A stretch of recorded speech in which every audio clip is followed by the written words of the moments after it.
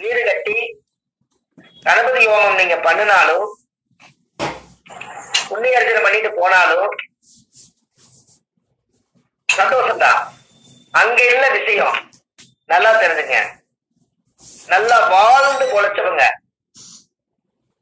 பாவங்களே செய்யாதவங்க, புண்ணியத்தை மட்டுமே நிறைஞ்சு செஞ்சவங்க, ஊருக்கே சோறு போட்டவங்க, எத்தனையோ பேர்த்துக்கு ஆசீர்வாதம் பண்ணவங்க, இந்த மனசுல ஆத்மா சுத்தமா வாழ்ந்தவங்க, அதுல யாராவது ஒருத்தர் வந்து அந்த வீட்டுல பாதம் பட்டா புனிதமாகும். அதுக்கு பேருதான் புண்ணிய தானம் என்று பொருள். எப்படி? அருமை அருமைங்க. என்னங்கய்யா? ரொம்ப அருமை சார். புனிதமாகுங்கிறது கோயில் கட்டி கும்பாபிஷேகம் பண்றீங்க. அன்னைக்கு எல்லா ஐயர்களும் வந்து பூஜை பண்ணிட்டு வெளியே போயிருவாங்க. எதுக்கு ஆதீனத்தை கூட்டிட்டு வர்றாங்க? ஆதீனம் என்பது நல்லா தெரிஞ்சுக்கங்க. யார் வந்து நான்வெஜ் சாப்பிடாம அந்த ஆத்மா சுத்தமா அந்த உடம்பு வச்சிருக்காங்களோ அவங்க கோயிலுக்குள்ள போய் பாதம் பட்டால் அந்த கோயில் புனிதமாகும். அப்ப மற்றவங்க எல்லாம் நான்வெஜ் சாப்பிடறதுனாலதான் இறப்பையில கர்ம வினை இருக்குது, கர்மம் இருக்குது. கறி என்பது சாப்பிட்டா இந்த வயிற்றுக்குள்ள சுடுகாடு தோஷம் இருக்குது. அதனாலதான் முன்னோர்கள் அந்த காலத்துல ஆதீனம் எதுக்கு பேர் வச்சாங்கன்னா, அந்த காலத்துல ஆதீனமா இருக்கிறவங்க அத்தனை பேரும் கறி சாப்பிட மாட்டாங்க, இந்த ஆத்மா சுத்தமா வச்சிருப்பாங்க. அதனாலதான் அவங்க கோயிலுக்குள்ள உள்ள நுழைஞ்ச உடனே அந்த இடம் புனிதமாகி அந்த இடம் அந்த கோயிலை சுத்தி சாமி கும்பிட்டு வருவாங்க. அத சாமி கும்பிட்டு வரும் பொழுது அந்த கோயிலை சுத்தி எல்லா தெய்வத்தையும் போய் இவங்க பாதம் படும். இந்த பாதம் படும் போது அவங்களுடைய ஆத்மா புனிதமான ஆத்மாவா இருக்கிறதுனால அந்த கோயில் பூரா புனிதம் அடைஞ்சிரும். எல்லா தெய்வங்களுக்கும் சக்தி கிடைச்சிரும், பிரபஞ்சம் வாழ்த்திரும். அதனால அந்த ஆதீனத்தை கூட்டிட்டு வந்து புனிதமாக்குறது, கோயிலை புனிதமாக்குறதுக்கு காரணமே இந்த காலத்துல ஆதி காலத்துல முன்னோர்கள் பரிகாரமா வச்சிருக்காங்க. எப்படி? என்னங்க ஐயா? ரொம்ப ஐயா இப்ப புரியுதா?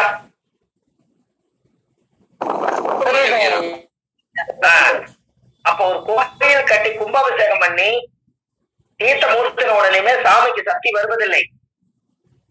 அந்த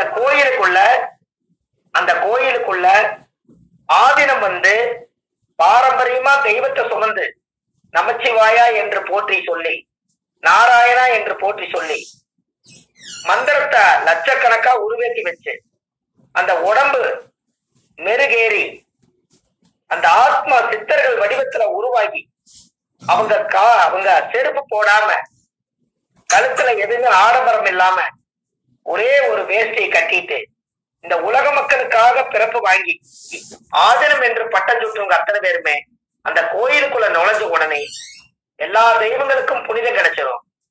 அதுக்கப்புறம் சக்தி கிடைச்சதுக்கு அப்புறம் மக்களுக்கு எல்லாம் பிரதிபலன் கிடைச்சிரும். இதுதான் புண்ணிய தானம் என்று பொருள். ரொம்ப ரொம்ப சிறப்புங்க. அப்ப இனிமேல் உங்க வாழ்க்கையில என்ன பண்றீங்கன்னா, வாழ்க்கையில ஒரு முறை வீடு கட்ட போறீங்க.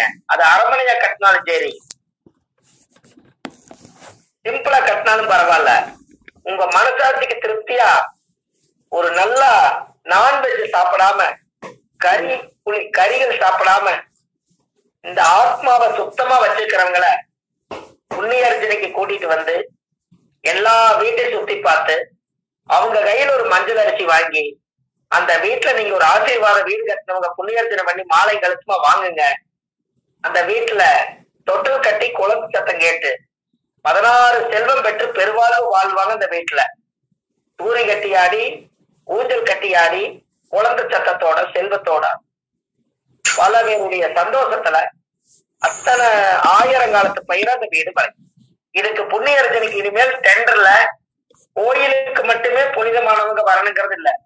நம்ம வீடு ஒரு கோயில் தான். அந்த கோயிலுக்கும் இனிமேல் புனிதமானவங்களை கூட்டிட்டு வந்து கஷ்டப்பட்டு வீடு கட்டுறவங்க ஆசீர்வாதம் வாங்குங்க. அந்த புண்ணிய அர்ச்சனையே உங்களுக்கு அர்ச்சனையா போயிடும். ரொம்ப சிறப்பா இருப்பீங்க ஐயா. கரெக்டா? கரெக்டுங்க, கரெக்டுங்க. ரொம்ப சிறப்புங்க. நன்றிங்க. ரொம்ப சிறப்பான ஒரு பரிகாரம். அற்புதம் ஐயா. இன்றைய வகுப்பு நம்ம இதோட நிறைவு செய்துக்கலாம் ஐயா. நிறைவு செஞ்சுக்கலாம் இல்லைங்க? நேரம் ஆயிடுச்சுங்க.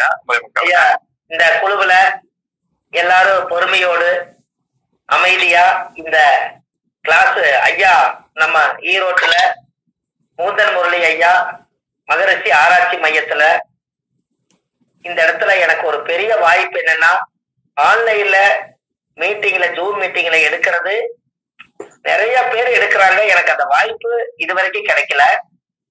ஐயா தான் என்னை பத்தி என்ன தெரிஞ்சு ஏதோ ஒரு வழியில நம்மளுக்கு அவர் எடுத்தா நல்லா இருக்குன்னு அவருக்கு தோணுச்சு. நானும் ஐயா எனக்கு தெரிஞ்சது ஏதோ என்னோட அனுபவத்துல பட்டது சொல்றேன், எடுத்து பார்ப்போம் அப்படின்னு. இன்னைக்கு 2வது கிளாஸ் வந்துருச்சு. இதுல குழுவுல எத்தனையோ பேர் முகத்தை பார்க்க முடியாதவங்க, யாரு என்னன்னே தெரியாம இப்படி ஜோசியம் சொல்லி பார்க்காமலே நம்ம ஜோதிடத்துகளை அறிஞ்சு என்னைக்காவது ஒரு நாள் நம்ம மேலையில உங்களை பார்க்கும் போது ஒரு பூரிப்பு இருக்கணும். அதுக்கு யாரும் பேர் சொல்லாம 6 மாசம் நீங்க இப்படியே தான் இருக்கணும். எப்படிங்க யாரும் 6 மாசம் அப்படியெல்லாம் இருக்கானே சார். இப்படியே அதனால என்ன சார் 6 மாசத்துக்கு அப்புறம் எல்லாருக்கும் வந்து ஐயாவை வந்து நம்ம உங்களெல்லாம் அறிமுகப்படுத்துவாங்க. அப்ப நீங்க எங்களுக்கு கிடைச்ச ஒரு பொக்கிஷம் இல்லையா? இந்த உலகத்துக்கு ஒரு நான் ஜோதிடரா இருந்து ஒரு 108 ஜோதிடர்கள் இந்த உலகத்துக்கு என்னுடைய கருத்தை தயார் பண்ணிட்டேன்னா, இந்த உலகத்துக்கு நான் விட்டுட்டு போகக்கூடிய சொத்தை நீங்க வாங்கிட்டீங்கல்ல, அது உங்க கையில கிடைக்க போகுது. அதுக்காக சொன்னேன். ரொம்ப சந்தோஷங்க ஐயா. ரொம்ப ரொம்ப சந்தோஷம். அதுதான் அதுல வந்து நம்ம மூந்தன் முரளி ஐயாவுடைய குடும்பம் இன்னும் இப்படி ஒரு பொது சேவைகளை எடுத்து அவர் துணிஞ்சு எல்லா விஷயமும் செய்யறது எனக்கு ரொம்ப மகிழ்ச்சியா இருக்குது. இன்னமும் அவருக்கு ஆத்துமாத்துமா நிறைய பரிகாரங்களை அவருடைய கிளாஸ்லயே நிறைய சொல்லணும்னு நான் ரொம்ப ஆசை வச்சிருக்கேன். நல்லபடியா நடக்கணும். இது 2வது வெள்ளிக்கிழமை எனக்கு அந்த எண்ணம் வந்துருது. காலையில எப்பவுமே வணக்கம் போட மாட்டேன், வெள்ளிக்கிழமைன்னா ஐயாவுக்கு ஒரு வணக்கம் போட்டேன். அப்ப இன்னைக்கு கிளாஸ் தெரிஞ்சனே கொஞ்சம் லிங்க் அனுப்புனாரு. ஓ, அப்ப ஐயாவும் தயாராயிட்டாரு, நானும் தயாராயிட்டேன், நீங்களும் தயாராகி நினைச்சீங்க. ஆமா, அது நீண்ட காலம் நல்லபடியா போகணும். இதுல எந்த ஒரு இதுவும் இல்ல. பாலாஜி என்ன பேச வர்றாரு? இருங்க பாலாஜி, மியூட்ல நான் கைப்பற்றுச்சு. வணக்கம் வணக்கம் ஐயா. ரொம்ப சந்தோஷம். வணக்கம் ஐயா. நன்றி. ரொம்ப சந்தோஷம். நன்றிங்க. எல்லாம் நிறைவாகட்டும். வாழ்க்கை வளமுடன். நன்றிங்க. நன்றி ஐயா. அடுத்த வாரம் எல்லாம் சந்திக்கிறேன் ஐயா. நன்றி ஐயா.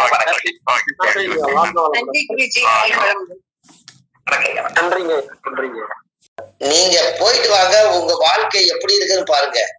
காசி விஸ்வநாதர் கோயிலுக்கு நாளா மகாமகா கும்பகோணத்துல வந்து 9 நவகிரகம் தான் இருக்குதுன்னு அவங்களுக்கு தான் நல்ல மதிப்பு கொடுத்து போய் சாயம் விடுவாங்க. இந்த ரகசியம் யாருக்கும் தெரியாம போயிருச்சுங்களே.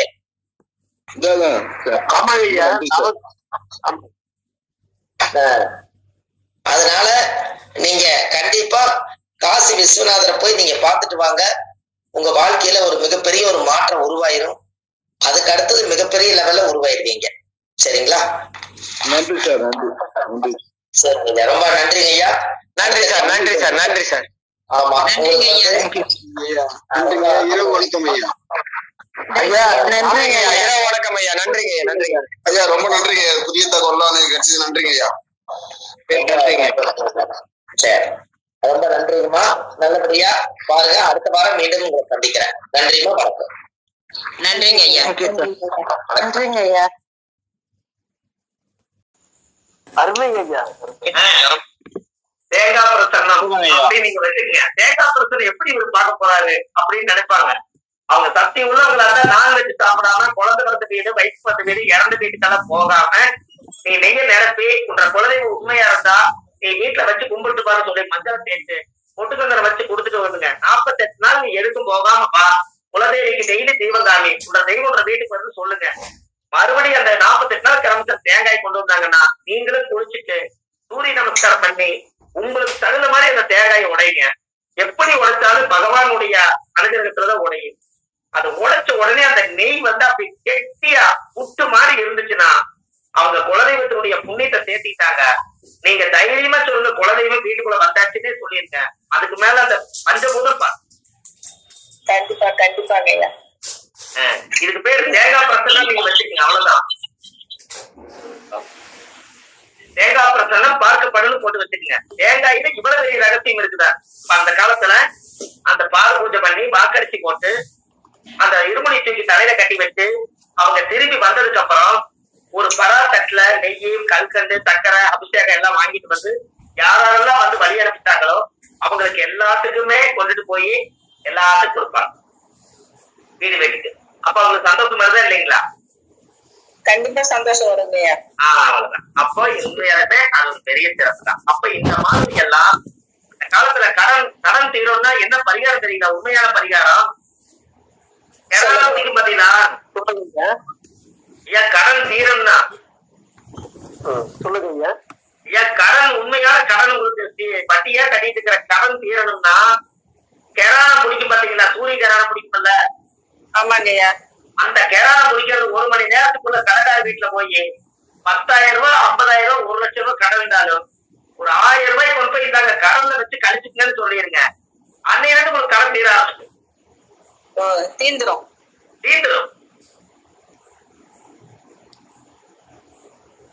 சரிங்க. உங்களுக்கு புரியல? புரியுதுங்க ஐயா, எனக்கு புரியுது. அதாவது நல்லா பாத்துங்க. பித்திருக்கடன் சொல்றீங்கல்ல, பித்திருக்கடன் போன ஜென்மத்தை நம்ம என்ன பாவம் பண்ணமோ இன்னைக்கு எனக்கு கடனும் வட்டியா அடைக்கிறேன்னு சொல்றீங்க. அப்ப பித்திருக்கடன் எல்லாமே ராகி அதெல்லாம் பாட்டு பாடி வருதா? ஆமாங்க. இந்த சூரியனுங்கிறது நம்ம அப்பா செஞ்ச கடனா?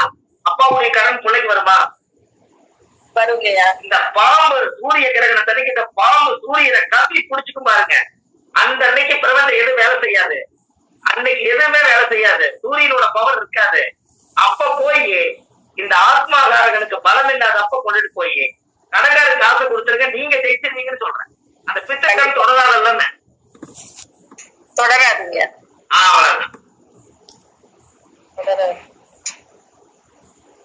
எப்படி பரிகாரம்? ரொம்ப சிறப்பான பரிகாரங்க. அருமைங்க ஐயா. அதெல்லாம் வந்து இந்த காலத்துல தணிக்கிறது இருந்தா கரடி பாருங்கன்னு சொல்லியிருக்கேன். யாருக்கெல்லாம் கடன் அதிகமா இருக்கும், சனியும் கேதுவும் அதிகமா யாருக்கெல்லாம் பாகை வந்து ரொம்ப அதிகமா இருக்கணும், ரொம்ப பக்கத்துல 3 டிகிரிக்குள்ள சனிக்கேது யாருக்கெல்லாம் இருக்குதோ அவங்களுக்கெல்லாம் கடன் பிரச்சனை அதிகம். அப்ப அந்த கடன் நம்ம நிவர்த்தி பண்ணணும்னா அவங்களுக்கு என்ன வழி? கரடி இவங்களை பார்க்கணும். கரடி பார்க்க இவங்களை பார்க்கணும். அப்ப கரடி பார்த்தா அந்த யோகம் தானா வேலை செய்யும். எதுக்காக சொன்னாங்க? அந்த ஜாதகத்துல சனி என்பது ரோமத்திலேயே அதிகமான மிருகம் எது? கரடிங்க ஐயா. அது கேதுன்னா தாடி தொங்குறது. அப்ப கரடி வந்து ஒரு காலத்துல கிராமத்துல வீட்டுக்கே வரும். வீட்டுக்கே வந்து குழந்தைகளுக்கு ஏது கட்டுவாங்க. அது வாயில் ஓட சூடு ஊதும். அந்த ஊதுற உடனே அங்க எந்த தோஷம் இருந்தாலும் அந்த குழந்தைக்கு நலுங்கு, கண்டிச்சு, ஓமளிப்பு எல்லாம் நிவர்த்தி ஆயிடும். அந்த காலத்துல கரடி ஊருக்குள்ளேயே வரும். அப்ப கரடி ஊருக்குள்ள வந்தோடனே கரடி எல்லா வீட்டையும் பார்த்துட்டு போகும். அந்த வீட்டுல அந்த ஊரே கடங்காரெல்லாம் இல்லாம தெளிவாயிருவாங்க. இன்னைக்கு கரடி இல்ல, ஜூல போய் அடைச்சு வச்சுட்டாங்க. அந்த காலத்துல இதெல்லாமே பரிகாரமா பண்ணிட்டு இருக்கிறாங்க பாருங்க. அது பரிகாரமா தெரிஞ்சு செய்வாங்களாங்க, தெரியாம செஞ்சதாங்க? எல்லாமே முன்னோர்கள் பரிகாரம் தாமா. எல்லாமே முன்னோர்களுடைய பரிகாரம் தான். அது ஒன்றும் மாற்றமே இல்லை. சரிங்க சரிங்க ஐயா. எல்லாம் அந்த காலத்துல அவர் எந்திரம் கட்டினாரு. ஒரு குழந்தைக்கு வந்து நலுங்கு தோசை நீங்குதுன்னா அவர் எந்திரம் கட்டி அந்த கரடி வாயிலிருந்து ஊதி அந்த குழந்தை கட்டி விட்டா நல்லா போகுது. அப்ப அவர் ஏன் எந்திரம் கட்டுறாரு? அவர்கிட்ட இருக்கிற சக்தியிலே செய்யலாமே. அது ஏன் கரடி வாயில போடுறாருங்க? அது சரிங்க. அப்ப கரடி வாயில போட்டா அந்த தோசை நிவர்த்தியாது. அதனாலதான் கரடி நடந்து போன மண் இருக்குது பாருங்க, அதை எடுத்து நீங்க வீட்டுல கட்டினீங்கன்னா கடன் தோசை நிவர்த்தி ஆயிடும்.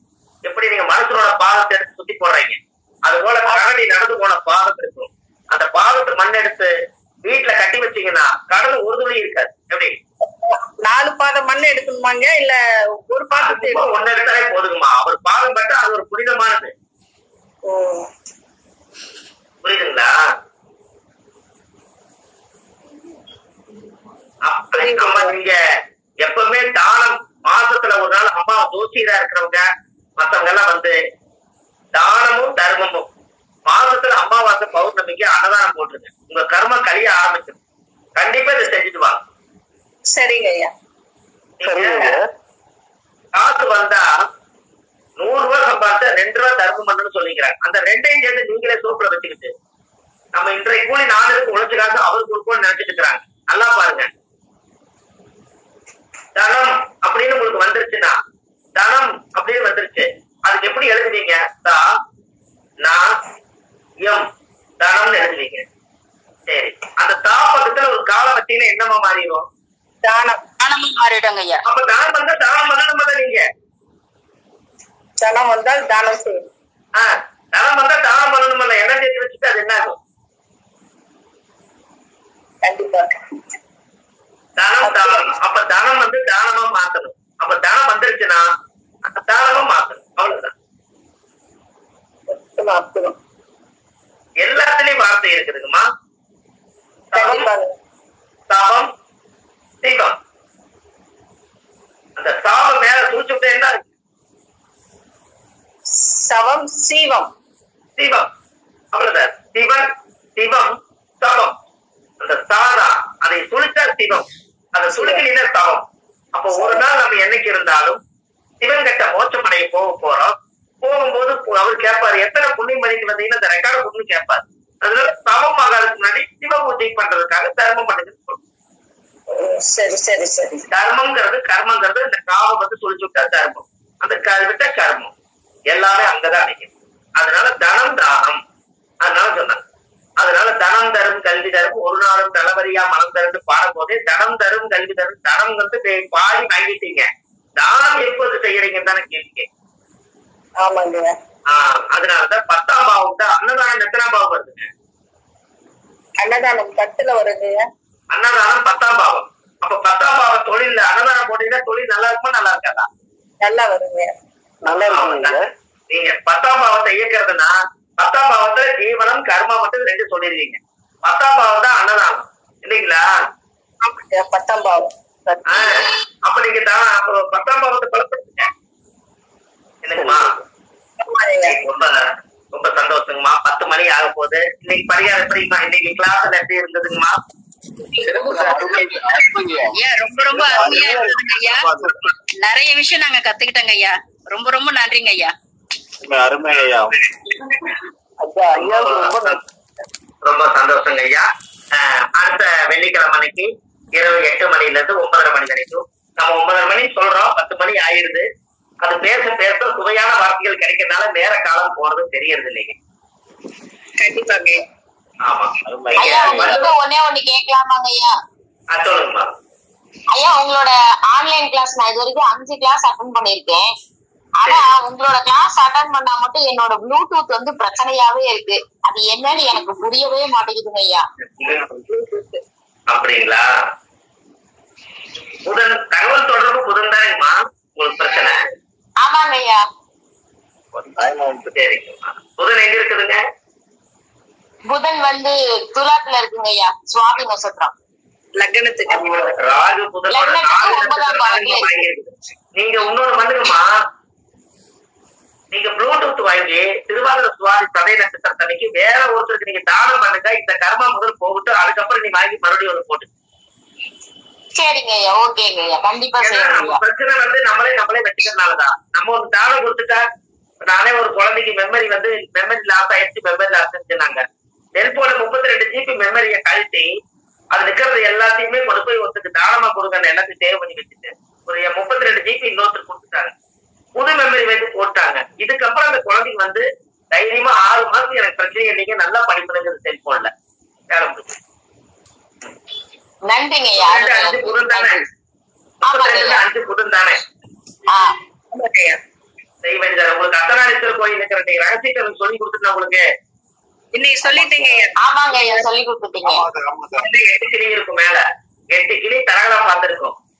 அதுக்குள்ள 10 போன வில்வ இலை மேல கொட்டினாங்கன்னா அந்த ரவுண்ட சுத்தி விட்டாங்கன்னா அந்த சுத்தம் போது ஒரு ஏர் வரும். அந்த ஏர் போய் மேல் சுரங்கம் ஒண்ணு இருக்குது, அதுக்குள்ள போய் கரெக்டா அர்த்தநாரீஸ்வரருடைய தலை மேல அந்த வில்வ அர்ச்சனை பெருகும். இது 12 வருஷம் நடத்துவாங்க, மிஸ் பண்ணாம ஒரு நாள் பாத்துவாங்க. ஐயா அந்த ராகு திசை புத்தி அந்தரம் நடக்கும்போது 1.5 மணி நேரம் ராகு காலம் ஐயா இல்ல எந்த காலங்க ஐயா? 1.5 மணி நேரம் ராகு காலம் நடக்கிறதுனாலதான் நீங்க சதய நட்சத்திர கோயில் என்னைக்குமே 1.5 மணி நேரம் கோயில் இருக்கணும். யாருமே எப்பவுமே காளகஸ்தி, திருநாகேஸ்வரம், திருப்பாம்புரம், இந்த மாதிரி அர்த்தநாரீஸ்வரர் கோயில் இதெல்லாமே ராகு காலம் எத்தனை மணி நேரமா? 1.5 மணி நேரம். 1.5 மணி நேரம் நீங்க அந்த காலத்துல இருப்பாங்க. 1.5 மணி நேரம் வேலை செய்யும். ராகு காலத்துல அந்த கோயில் இருக்கணுமா ஐயா? ராகு காலத்துல இருந்தா நல்லதானேமா? ஏன்னா ஒண்ணு சேர்ந்துக்குமில்ல, ஏன்னா ஒண்ணு சேர்ந்துருமில்லங்க.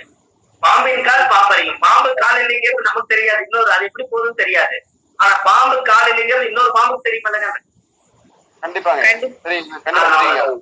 ஆமா, அதனால உங்களுக்கு ரொம்ப சந்தோஷங்க ஐயா. அடுத்த பதிவுல உங்களுக்கு நான் சந்திக்கிறேன்.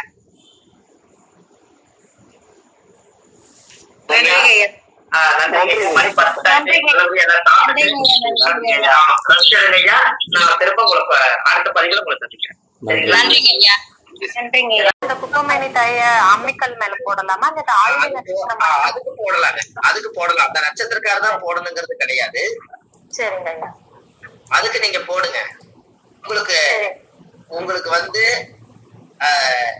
அதுக்கு ஆயிரி நட்சத்திரத்துல பிறந்திருக்கிறவங்க குப்பமேனி தலையிலிருந்து ஒரு வேறு, அந்த வேறு தோண்டி வரும்.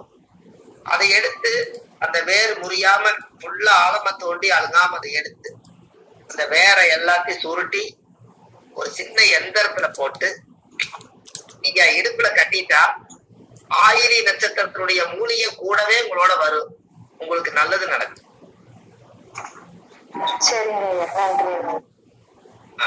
இது எல்லாம் பண்ணுமா? 10 மணி ஆயின் கூட ஐயா தாயத்துல போட்டுக்கலாம் ஐயா.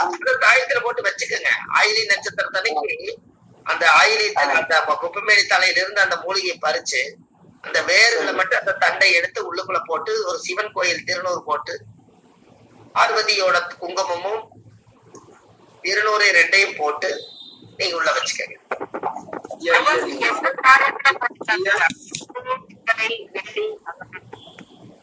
அம்மா அது குடிக்கல தானே போடுறீங்க, அது எந்திரத்துல போட்டுக்கலாமே. இன்னைக்கு காலையில இருக்கிறவங்க எதுல வேணா போட்டுக்கலாங்க. வெள்ளிச்சத்து என்னங்கம்மா ஒரு 500 ரூபாய் வரும் வெள்ளிச்சத்து, அவ்வளவுதான். அதுக்குள்ள போட்டு குழந்தைகளுக்கும் கூட கட்டி விடலாம். இன்னும் சொல்ல போனா அந்த ஆயிலி நட்சத்திரத்தன்னைக்கு அந்த மூலிகை போய் அவங்க சுத்திட்டு வந்து மஞ்ச தண்ணி ஊத்திட்டு வந்தா போறகாரி இன்னும் சிறப்பா இருக்கும். இன்னைக்கு தாங்க ஒரு 4 குப்பைமணி வேரோட ஃபர்ஸ்ட் வந்து நீங்க வீட்டுல வச்சுக்கிறீங்க, நிழல ஊத்தி காய வச்சுக்கிறீங்க. பாருங்க இன்னைக்கு இதை வச்சு நான் சொல்ல போறேன். இன்னைக்கு என்ன நட்சத்திரங்க ஐயா?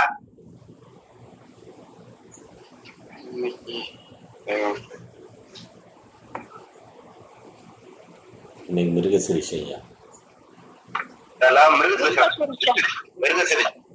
இன்னைக்கு வந்து மிருகசீரிஷ நட்சத்திரம். நேற்றுக்கு ரோகிணி நட்சத்திரம் முடிஞ்சு மிருகசீரிஷ நட்சத்திரம்.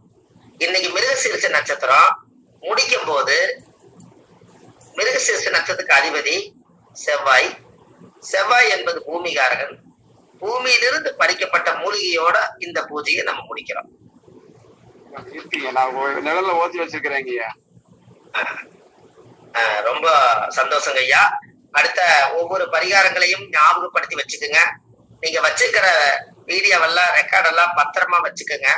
ஒவ்வொரு தடவையும் போட்டு போட்டு கேளுங்க. இந்த சுவையான வார்த்தைகளை எல்லாம் ரொம்ப சேகரிச்சு வைங்க. ஒரு நாள் நானே உங்ககிட்ட கேட்க வேண்டியது வரும், ஏதாவது மிஸ் ஆயிட்டா. இத்தனையும் மக்களுக்கு போய் சேர வேண்டிய சொத்து அது. ஜோதிடம் மக்களுக்கு போய் கரெக்டா கொண்டு போய் சேர்த்துடலாமா? கேக்குறாங்க ஐயா. அமைப்பு போது எடுத்துட்டு போட்டுன்னு அதான் உங்களுக்கு கேட்டுறோம் ஐயா. டெய்லி கேட்டுறீங்க ஐயா. இந்த ஆயுத நட்சத்திரக்காரங்க மட்டும்தான் அந்த தாயத்தை போடணுமா ஐயா? அவங்களுக்கு தான் அது பொருந்துங்க, மத்தவங்க அதை எடுத்துக்க முடியாது. வேணா ஒருத்தர் வேற ஆயில வந்து தாராபலன் அடிப்படையில நல்ல நட்சத்திரம் ஒருத்தர் போடலாங்க. காசு வர்றவங்க யாரு போடலாம்னா பூச நட்சத்திரக்காரர் போட்டா காசு வரும். ரெண்டாவது நட்சத்திரம் ஆயிலியமா வருதல்லங்கம்மா? ஆமாங்க ஐயா. அப்ப ரெண்டாம் தாரை இயக்குறீங்கல்ல ஆயிலியம், ஆயிலியம் குப்பமேனி தலை தானே? ஆமாங்க ஐயா. பூச நட்சத்திரக்காரர்களுக்கு ஆயிலி நட்சத்திரம் வந்து உங்களுக்கு காசு வரும் அல்லவா? குப்பமேனி தலையை வீட்டுல வளர்த்துனா வளர்த்த சொல்லுங்க, அவங்களும் ஒரு அமௌண்ட் சம்பாரிச்சு மக்களுக்கு ஏதோ ஒரு அன்னதானம் பண்ணிட்டு. ஐயா ஐயா, அந்த காலத்துல வந்து இப்போ வந்து சில பேர் வந்து அம்மிக்கல்லு ஆட்டுக்கல்லுக்கெல்லாம் வெள்ளிக்கிழமை எல்லாம் வந்து குங்கும மஞ்சள் வச்சு வழிபடுவாங்க. அப்போ ஆயிலக்காரங்க மட்டும்தான் செய்யணுமா இல்ல அதே மாதிரி எல்லாருமே செய்யலாமாங்க ஐயா? அம்மா நீங்க எல்லாருமே செய்யணும். கார்த்திகை விளக்கு வைக்கும் போது அம்மிக்கு ஒரு கல்லு வச்சாங்களா இல்லையா அந்த காலத்துல? ஆமாங்க ஐயா. அம்மிக்கு ஒரு விளக்கு வச்சாங்களா இல்லைங்களா? ஆமாங்க ஐயா.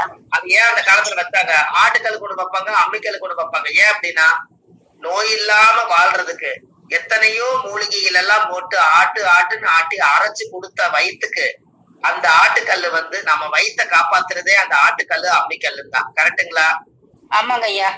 அவங்களுக்கு ஒரு நன்றி சொல்றதுக்காகத்தான் கார்த்திகை ஜோதி அன்னைக்கு ஆட்டாங்களுக்கு ஒரு விளக்கும் அம்மிக்கலுக்கு ஒரு விளக்கும் அந்த காலத்துல முன்னோர்கள் அதை வைப்பாங்க. அப்போ அதுலயும் பாருங்க, ஆட்டுக்கல்லுல வந்து குழவி மேல சுத்துது, ஆட்டுக்கல்லு வந்து பலமா உட்கார்ந்து இருக்குது.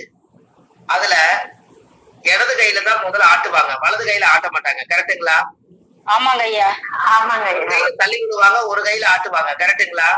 கரெக்டுங்க ஐயா. அப்ப இந்த இடத்துல எல்லா நவதானியத்தையும் அரைச்சிருச்சு, இரும்பு மட்டும் அரைக்கல. அதான உங்களுக்கு ஒரு கேள்வி? ஆமாங்க ஐயா. அதுக்கு ஒரு ஐடியா வேணும்ல. இரும்பு மட்டும் அரைக்கல, எல்லாத்தையும் அரைச்சிருச்சு ஆட்டுக்கல்லு அம்மிக்கல்லு. ஆனா இரும்பை மட்டும் அரைக்கல. அப்ப 8 கிரகம் தான் வேலை செய்யுது, ஒரு கிரகம் வேலை செய்யல நீங்க நினைச்சிட்டு இருந்தீங்க. அது வந்து உங்களுக்கு இரும்பு மட்டும் அரைக்கல, ஆனா இரும்பு அரைக்குதாங்கிறது உங்களுக்கு தெரியணும் இல்லையா? அதாவது கல்லு நல்லா தேஞ்சு போச்சுன்னா, கல்லு கொத்துறது வந்து கல்லு கொத்துறவங்க ஊருக்குள்ள வருவாங்க, கல்லு கொத்துறதோ கல்லு கத்து அப்படின்னு வருவாங்க. அவர் சுத்திலும் வச்சிருப்பாரு, அந்த இரும்பு எடுத்து போய் அந்த கல்லு கொத்திட்டு போவாரு. அப்ப இரும்பு பட்டுதா? அப்ப 9 கிரகம் வேலை செய்தா? ஆமாங்க ஐயா. இப்ப சந்தேகம் தீர்த்துரும். நன்றிங்க ஐயா. கண்டிப்பாங்க. 9 கிரகமே 8 கிரகத்தை அரைச்சிருச்சு. சரினா இரும்பு அது எப்படி ஆட்டுக்கல் அரைக்கிற விஞ்ஞானத்துல யாராவது கேட்டு நீங்க வந்து மாட்டிட்டு முழிக்க கூடாது. அப்பவும் நம்ம இதை சொல்றதுக்கு இன்னொரு வார்த்தை தயாரா வச்சிருக்கணும். சுத்தியில வச்சிருப்பாரு, உளி வச்சிருப்பாரு, ஒரு சின்ன ஒரு ஊரியா பையில போட்டு ₹1 ₹2 வீடு வீடா கல்லு கொத்தி அவர் ஜீவனம் பண்ணுவாரு. அவரோட வேலையே என்னன்னா மாவாட்டி எல்லாம் கல்லெல்லாம் தேஞ்சு நழுன்னு போச்சுன்னா அறப்படாது. அப்ப கல்லு கொத்துறவங்க மாசத்துக்கு ஒரு முறை அந்த ஊருக்குள்ள வருவாங்க. அவங்கள கூப்பிட்டு இரும்புங்கிறது சனி போட்டு கல்லு கொத்தி வச்சிருப்பாங்க. 1 மணி நேரத்துல ஆட்டி எடுக்கக்கூடிய பொருள், 1 மணி நேரத்துல ஆட்டி எடுக்கிற பொருள் 1/2 மணி நேரத்துல ஆட்டி எடுத்துருவீங்க. அதுக்கு இரும்புதான் காரணம். பாத்துக்கங்க, இரும்புதான் புதுப்பிக்குது. அதனாலதான் அந்த காலத்துல அந்த காலத்துல வந்து இரும்பு வந்து அடிக்கடி கொத்து பண்ணி அவங்க மாவாட்டி சாப்பிட்டதுனாலதான் அவங்களுக்கு ஆயுள் பலத்துக்கு உண்டானவர் சனி பகவான் உங்களோட உணவுலையும் அவர் தொடர்ந்து சப்போர்ட் பண்ணதுனாலதான் நம்ம சாப்பிட்டு உயிர் வாழ்றதுக்கு சனி பகவானே காரணம். ஜீவனக்காரன் என்னங்கய்யா? ஜீவனக்காரன் 10ஆம் பாவாதிபதி ஜீவனமாவும் போயிடுச்சு. அன்னைக்கு நாங்க எங்க அம்மா கொஞ்சம் இப்படி ஆட்டுவாங்க, நாங்க விளையாண்டு இருப்போம். நாளைக்கு காலையில உனக்கு புட்டு சுட்டு போடுறேன்ப்பா. அந்த புட்டு சுடுறதுன்னா அந்த காலத்துல இட்லி பாத்திரம் வாங்குறதுக்கு காசு கிடையாதுங்க. அந்த இது வாங்குறதுக்கு, இந்த அடுக்கு சட்டி வாங்குறதுக்கு காசு இருக்காது. வறுமையின் நிறம் சிவப்புங்கிற கோட்ல நாங்கெல்லாம் வாழ்ந்தோம். அப்ப என்ன பண்ணுவாங்கன்னா, எங்களுக்கு எங்க அம்மா என்ன பண்ணுவாங்கன்னா, அடுப்புல எரிக்கிற குச்சிய ஒரு அடி எடுத்துக்குவாங்க. ஒரு அடி எடுத்து உடைச்சிருவாங்க. அதே மாதிரி 2 குச்சி உடைச்சு கூட்டல் மாதிரி பிளஸ் மாதிரி நாறு போட்டு கட்டி அதை ஒரு அடுக்கு பாத்திரத்தை மேல அது வச்சு அதுக்கு மேல வெள்ளை துணியை வேட்டி விரிச்சு குழிய 4 குழி பண்ணி அதுல மாவாட்டி அதுல மாவை ஊத்தி அதை சூட வச்சு இத்தச்சோடு இட்லி எங்களுக்கு போடுவாங்க. அப்ப அன்னைக்கே பிளஸ் உருவாக்கிக்கிறாங்க பாருங்க. அது பிளஸ் வச்சிருக்காங்க பாருங்க அந்த காலத்திலேயே. அந்த காலத்துல ஆதி காலத்துல எல்லாமே ஒரு எளிமையான பரிகாரங்கள். அன்னைக்கு 27 நட்சத்திரம் இயங்குச்சு. எல்லா வீட்லயுமே 9 கிரகம் வாசம் செஞ்சது. எல்லா வீட்லயுமே நவதானியம், கொள்ளு, ராகி, சோளம், கம்பு, கேழ்வரகு, தவிடு, புண்ணாக்கு எல்லாமே இருக்கும். அன்னைக்கு 9 நவதானியத்தோடவே அவங்க வாழ்ந்தாங்க. 9 கிரகங்களே அவங்களுக்கு வாசம் செஞ்சது. நோய் இல்லாம வாழ்ந்துட்டு போனாங்க. ஒரு சாதாரண வெயில் அடிச்சாலும் கூட ஒரு கொடை பிடிச்சிட்டு போவாங்க. அந்த அளவுக்கு அனுசம்னா கொடை. அதுவும் கூட ஆயில பலப்படுத்தி ரொம்ப உச்சி வெயிலையும் கூட ஒரு கொடை வச்சிருப்பாங்க. அந்த காலத்துல தைச்சுதான் துணி போடுவாங்க. கிழிஞ்சதுன்னா உன்னை போட்டுட்டு ஒண்ணு எடுக்க மாட்டாங்க. அதை ஊசி நூல் வாங்கிட்டு வந்து தைச்சுதான் போடுவாங்க. அன்னைக்கு நாகரிகம் பார்க்கல. அப்படியெல்லாம் வாழ்ந்தவங்க எல்லாம் நல்ல புனிதமான ஆத்மாவெல்லாம் மண்ணுக்குள்ள போயிட்டாங்க. கொஞ்சம் பேர் தான் இருக்காங்க.